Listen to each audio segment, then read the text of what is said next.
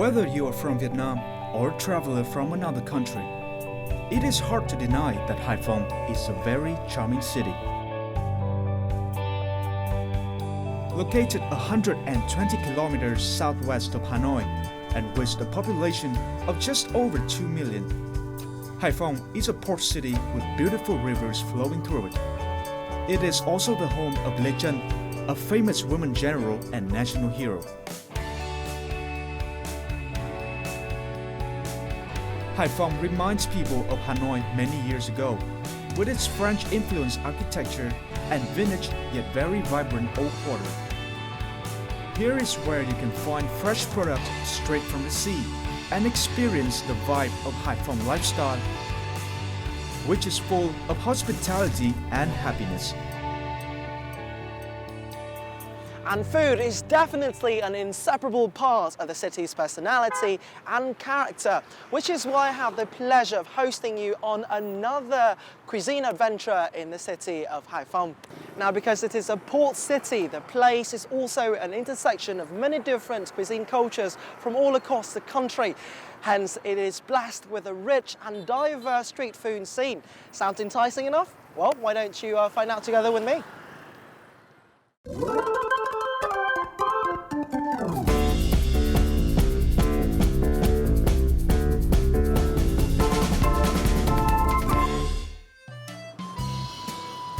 As you can see, I'm on the back of a motorbike because from here I can experience Hải Phòng city in its full authenticity.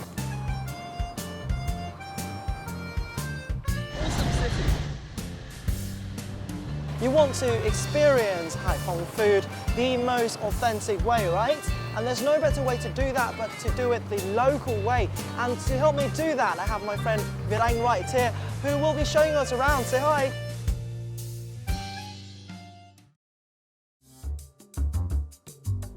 When speaking of Hải Phòng local cuisine, it would be a shame not to mention bánh mì cay or spicy bread. The dish first appeared in Hải Phòng city and became so popular that it was brought to other cities and provinces as well. However, to give tribute to the birthplace of bánh mì cay, people still call it bánh mì Hải Phòng. Rồi, giới thiệu với Michael, đây là bánh mì cay Hải Phòng. Thơm quá. Ủa thế bánh mì này ở đây thì nó khác với cả bánh mì ở các vùng khác ở Việt Nam như thế nào? Về cách ăn thì bình thường thì có phải là chúng ta sẽ cho tương ớt và rắc lên đây đúng không? Nhưng mà riêng ở Hải Phòng thì anh phải cầm cả cái và anh chấm vào đây, chấm vào cái tương ớt này và bắt đầu thưởng thức.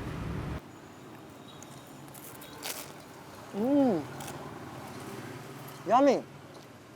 I thought it was going to be extremely spicy and hot, but it did not burn my tongue out. What hit me first was the sweet and spicy taste at the same time.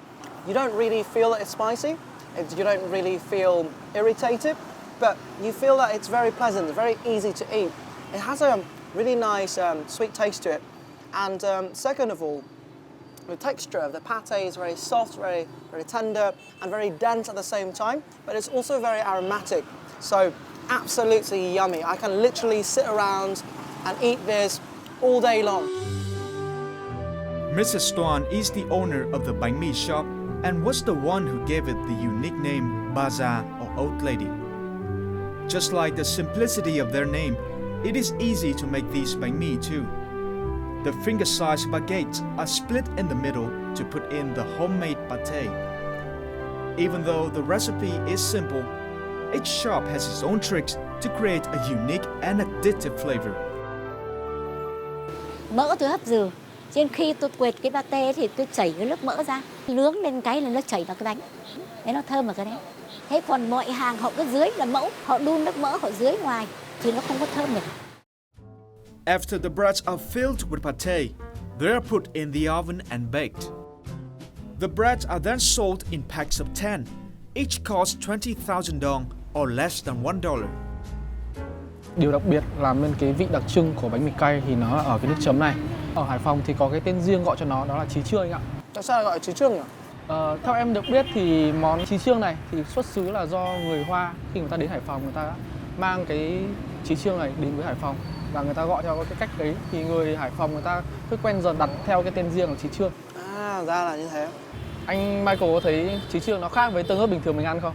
Có, thậm chí là nó lại còn rất là gây nghiện nữa. Đã chấm một lần là cứ muốn chấm mãi và ăn tiếp ngồi cả ngày, có khi ăn hết mấy đĩa cũng được ấy. Ăn rất là vào đấy.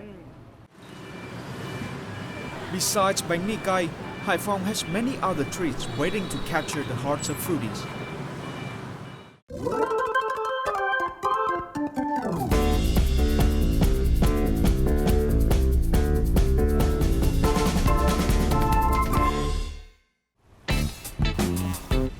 The city is blessed with a wide variety of seafood and other aquatic ingredients. Dishes made from them are also many. The most famous of which is bánh đa cua, or Hải Phòng style crab noodle soup, located on Mê Linh Street.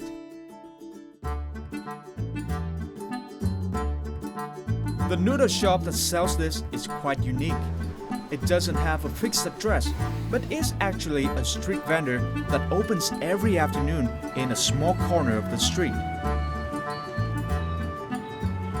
Hải Phòng people are not picky when it comes to food.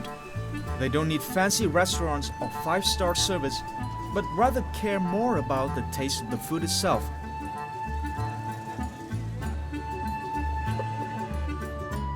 Thì hồi học sinh ấy thì là bạn bè thì cũng có rủ nhau đi, xong rồi là lang thang những cái quán ăn hè phố đấy. Thì mình được biết đến quán ăn này. Ăn thì cho đến bây giờ luôn. Em ăn bắt đầu từ năm lớp 6 cho đến giờ là em lên đại học. Gần như là chiều nào em ăn ở đây. Bánh đa cua is eaten with pork, fried meatballs, morning glory, fried onions, and minced meat wrapped in lolot leaves. Ăn cái món này thì chúng ta phải ăn như thế nào và cách cho gia vị như thế nào nhỉ em nhỉ? Ban sáng thì anh ăn món bánh mì cay rồi đúng không? Thì có ăn với trí trương. Thì bánh đa cua cũng thế, không thể thiếu được gia vị, đó là món trí trương. À, trí trương nó sống trong tất cả các cái món ăn ở đây đúng Nó không? sống trong tất cả ẩm thực của Hải Phòng. Em mà có ăn nhiều cay không? Đó, ăn cay cực tốt luôn. Bên cạnh đó thì cho thêm một quả quất nữa.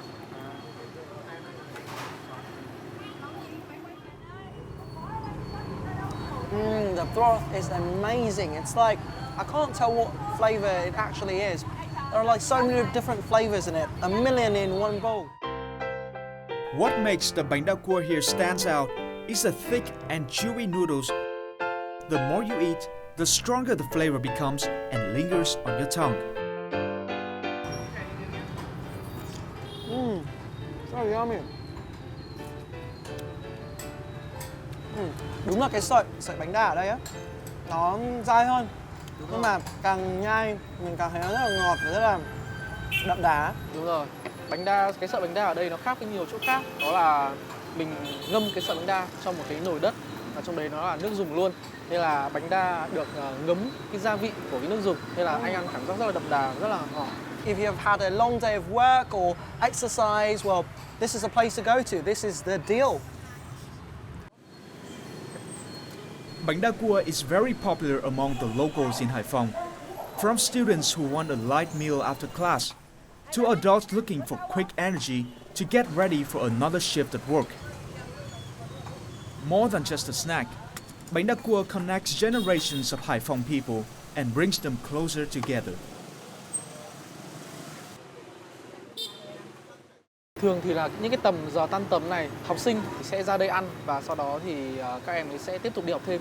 Nên là những quán này tầm 5-6 giờ anh sẽ thấy rất đông các bạn học sinh ăn. Wow, thế chứng tỏ là chỗ này cũng gắn liền với cả tuổi thơ cũng như là những năm tháng học sinh của rất là nhiều người đúng không? Chuẩn luôn. Ngày xưa em có đi học ở gần đây, em có hay qua đây ăn không? Có chứ anh. Quán này là một quán khá là ruột của em đấy. À.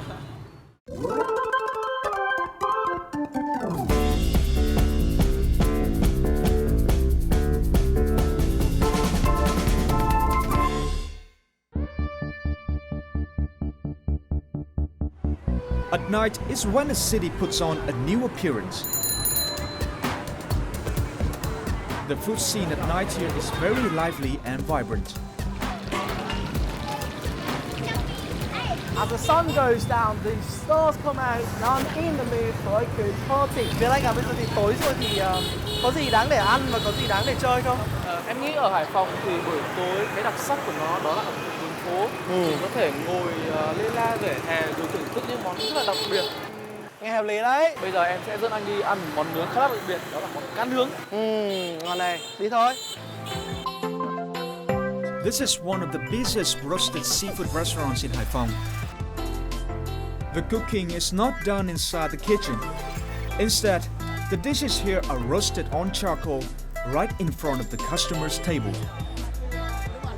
Even when standing at a few meters away, the aroma is difficult to resist. Before roasting, the fish needs to be carefully prepared. The marinating sauce is a secret to roasting a mouth-watering fish. The recipe includes blending together chili, ginger, garlic, spices, and some other ingredients, which are the chef's secret.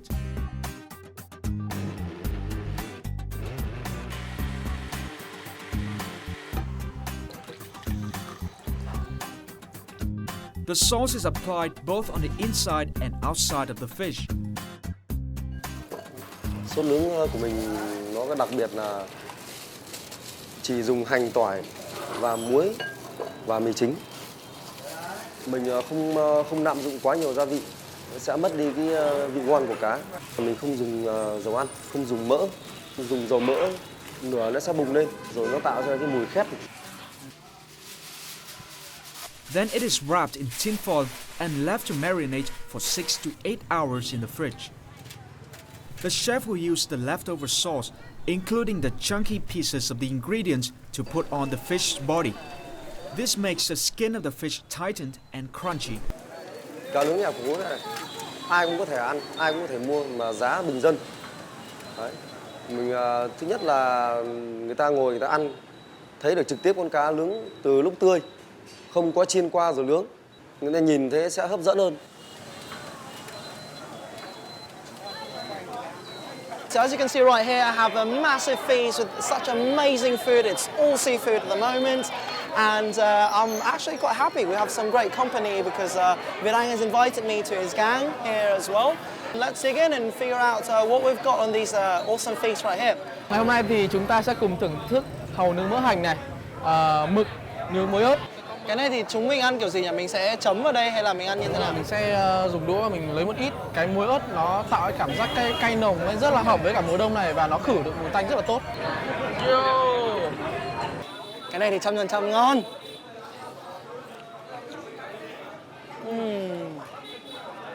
Món chính của chúng ta là món cá dưa hồng nướng muối ớt, thì mình sẽ cuộn với cả bánh đa. Mình sẽ cho rau, các loại rau vào này, cấu một tẹo bún vào đây và cho vào đây một tẹo thôi. Xong rồi cái đó là mình chấm với cái gì? Ở đây là có nêm ạ. À, ok.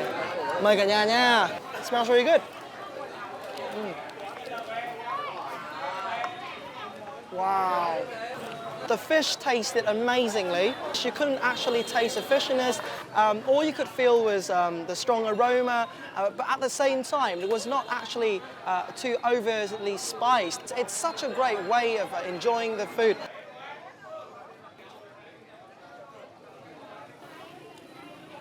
You wake up in the morning and then you finish off the night and you have all different kinds of food. This is absolutely the way to live your life. Ok, mời cả nhà cùng dô nào. 2, 3, dô! 2, 3, dô! In just one day, we have experienced many dishes that are representative of Hải Phòng. However, there is still another aspect of Hải Phòng cuisine that not many people know of.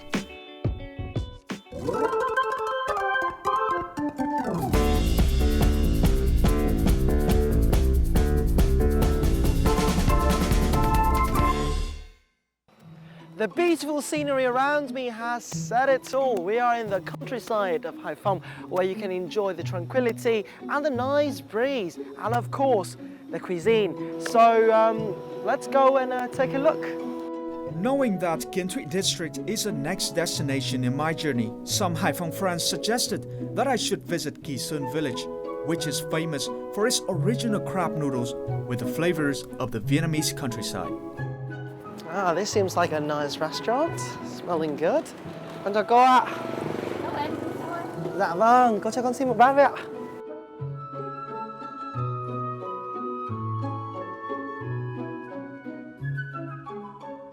Một bát như thế thì bao nhiêu tiền được cô nhỉ? Một bát như thế này chỉ có 10.000 đồng thôi. Hả? Chỉ có 10.000 đồng. 10.000 ạ? 10.000. Wow, that's even cheaper than Hanoi, man. So 10,000 Vietnamese dong, which is around about like only 50 cents. 50 cents on this amazing dish right here. That's the beauty of going back to the roots of these dishes right here in the countryside. And it smells so good right now too, so I've got to dig in. Yum. Ah, so freaking good. Right. So I've got to say that at first, when I looked at the broth, it seemed quite clear. So I didn't think that it would be this rich in flavour. But the more I eat it, the broth here is very, very strong, very nice, and it's got this really, really nice, I don't know, colour to it. Not too sure exactly what the colour is, but it's very dense. Ôi, món này của cô ngon quá. Con về thành phố ấy, các con nhớ món này lắm. Thế thì, Đâu về? dạ, con ở Hà Nội về cô ạ. Thế con ăn có cảm thấy có ngon không? Rất là ngon cô ạ. Thì chính vì thế cho nên là cô có thể chỉ con cách nấu này không, bởi vì con về Hà Nội con sẽ nhớ nó lắm. Nếu mà con muốn cách nấu thì con sẽ cùng cô về nhà cô. Dạ vâng. Cô sẽ dạy cô cách nấu. Thế thì tốt quá cô ạ. Thì tí nữa thì cô cháu mình cùng về.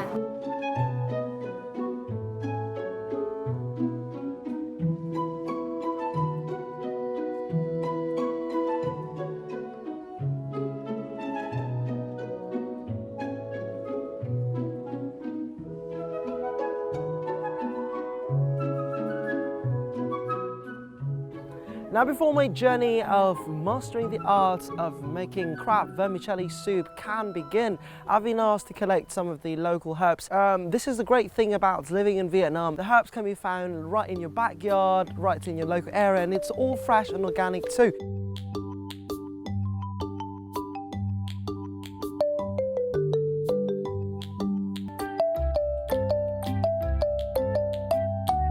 The crab noodles in the morning were so mesmerizing. I fell in love with it so hard that I've had to stay back here for an entire day to wait till 3 a.m. the next day.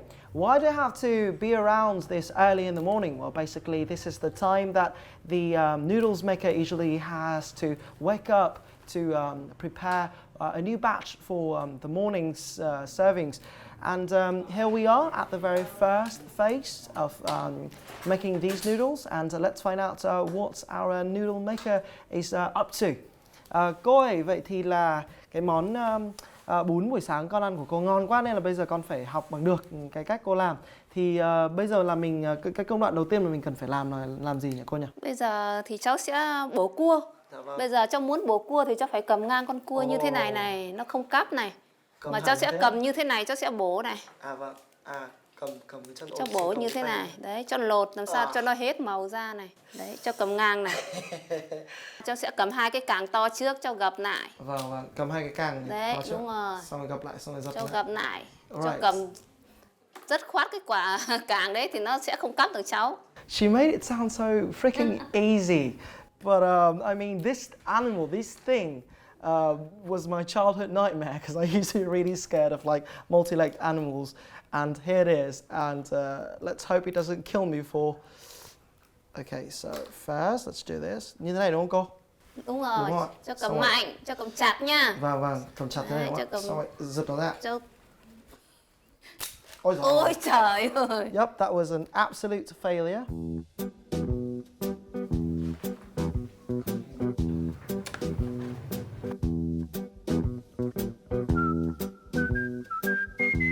Hai cô cháu mình lại khều màu nhá. Trước hết là bây giờ này khều màu, cháu lấy những cái phần đỏ của màu của con cua này. Có thêm cái phần màu này mình khều ra thì mình nó sẽ trở thành cái gì ở trong một cái bát bún riêu cua? Nó sẽ trở thành một màu của bát bún riêu cua. Cô sẽ cô lên nó sẽ thành màu. À, thế chứng tỏ là cái màu vàng vàng quanh quanh đấy chính là từ cái... Chính là từ cái màu của con dấp đấy. À, ra là thế. Phut's family has been selling these crab noodles in Kỳ Sơn village for 4 generations. Every morning, Phut and his wife cook more than 2 kilograms of field crabs, which is from 150 to 200 crabs. Though the prices of crabs have increased, the crab noodles in Kisun village still retains its quality. People in Kisun village are very good at making use of all parts of the crab. Crab meat is ground and filtered to make the noodle broth. Crab roe is fried with sliced green onions and cashew nuts to create the sauce's color and also create a pleasant aroma and flavor for the broth. This is one of the things that make crab noodles in Kisun village different from in other places. Ồ, cái này là cái gì mà to thế hả chú? Cái này là thân cây chuối hột. Từ trước ở làng Kỳ Sơn này, nếu như ăn bún từ thời thượng cổ đến giờ là ăn bún riêu cua, đặc trưng của làng Kỳ Sơn là phải có coi như rau muống thái ngang và thân cây chuối hột thái mỏng. Đấy, thái mỏng. Thì bởi vì bản thân cây chuối hột này thì nó có một cái đặc trưng là nó vừa có vị ngọt vừa có vị chát. Thì khi ăn mà bát bún riêu cua thì đã là riêu cua phải có vị tanh. Đấy, vị tanh chính là nó dung hòa cái vị của nó thì ăn nó rất là phù hợp. Vietnamese noodle soups always balance flavor and appearance. Kisun villagers create this harmony in their noodles bowl using such simple but amazing ingredients such as banana stem and grilled pork in lolot leaves. People in rural areas often wake up early. That is the reason why Phut's family has to open the noodle stall so early in the morning. Even though it is just a small and simple stall, it attracts many food lovers from Kiến district and even Hải Phòng city. This is because the crab noodle soup here evokes the taste of the countryside.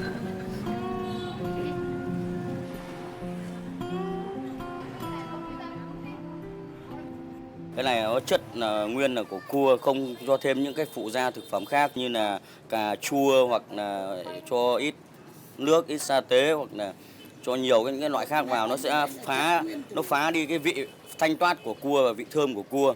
Và đây người ta còn giữ nguyên, chế biến theo kiểu đồng quê.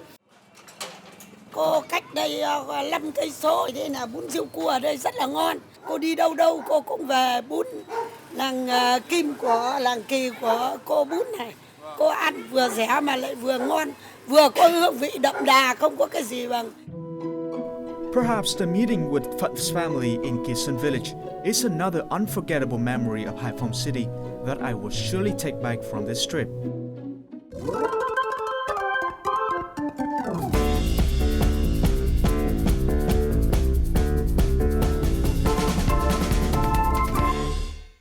Well, this village is also famous for another delicacy, another treat as well. Guess what that is? Voila! Okay, so hello to our little friends here. I'm not sure if any of these guys might be a prince or not, but they definitely will taste delicious and will become the best lunch I could have.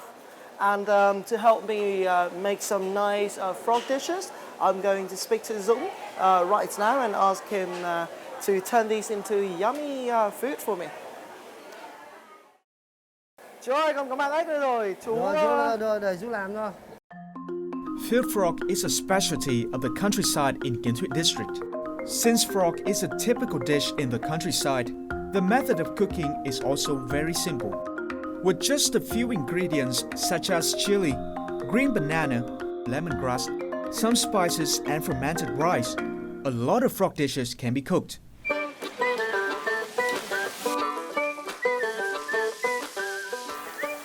The frog simmered with green banana and tofu is the dish that best retains the original taste of frog meat. As the dish is simmered in an earthenware pot, the fishy smell of frog meat can be removed.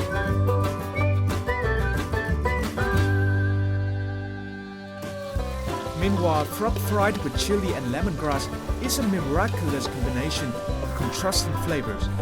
The sweetness of frog meat and the hot spicy flavor of lemongrass and chili.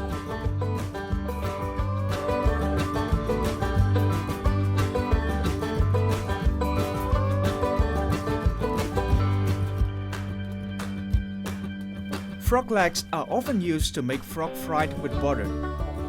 The dish has a fatty flavor and is a big favorite among young people. This is the only dish that makes me to enter the Rome's kitchen.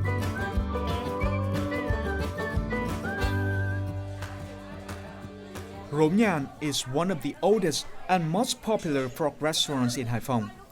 People come mostly for the traditional taste of the frog dishes here. Thịt ếch ở đây thì chúng tôi ăn cảm thấy ngon. Gia vị thì những cái gia vị cơ bản mà từ trước nay chúng tôi vẫn cảm nhận vẫn thích, làm gồm có mẻ, lá nốt, củ chuối. Đấy là những cái gia vị cơ bản mà chúng tôi thích, sở dĩ chúng tôi đến nhà hàng này là vì như vậy.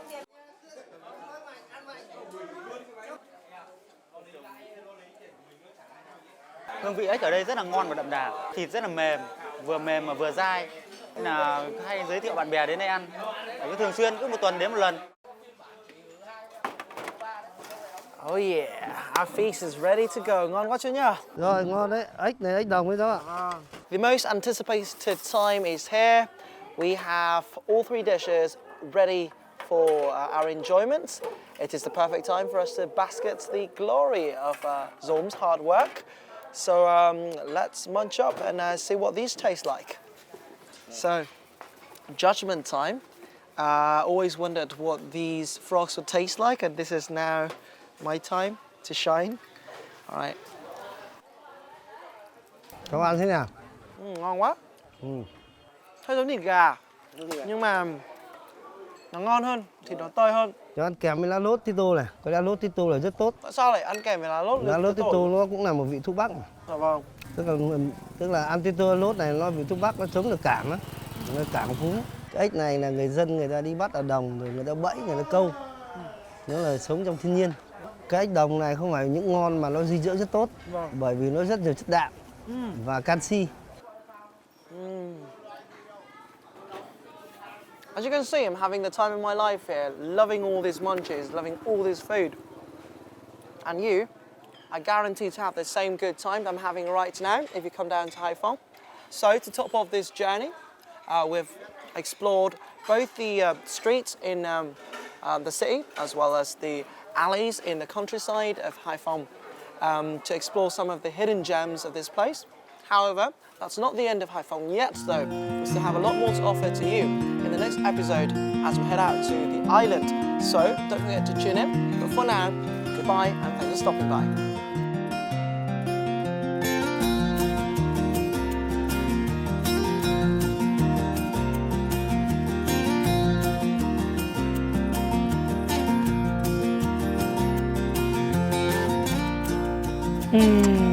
My life is so happy. Đây, một đàn mực luôn.